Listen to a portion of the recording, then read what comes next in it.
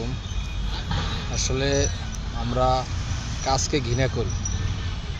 আসলে আমরা ছোট কাজকে ঘৃণা করি। অনেকে শহরের বাড়ি এসে না জানি অনেক বড় চাকরি করলে আমরা আসলে এই আঙ্কেল দেখেন, এই আঙ্কেল সে ভৈরব থেকে সেই চানাচুর নিয়ে আসছে ট্রেনে বিক্রি করতে করতে, সে এইখানে এয়ারপোর্টে আসছে, আবার সে ভৈরবে চলে যাবে এবং সে কিন্তু অভাবের তাড়নায় এটা বিক্রি করতেছে না বা কাজ করতেছে না।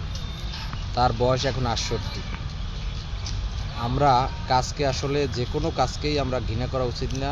সব কাজই সমান আঙ্কেল, সব কাজই তো সমান। অবশ্যই ইনশাআল্লাহ।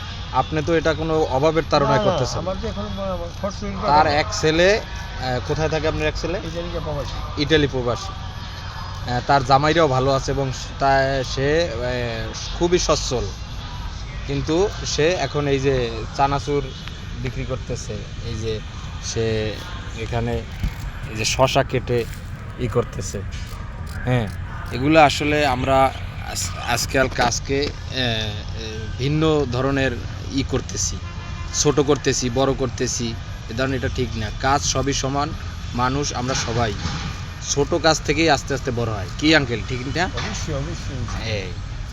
তবে সবাই সবার জন্য দোয়া করবেন যেন এই সমাজের ছোট বড় সবাই মিলেমিশে থাকতে পারি।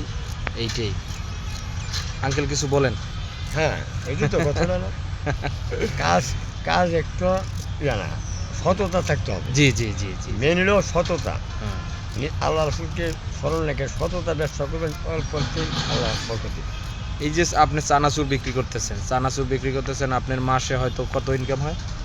নিচে ২০-৩০ হাজার টাকা সেই চানাচুর বিক্রি করে ইনকাম করতেছে।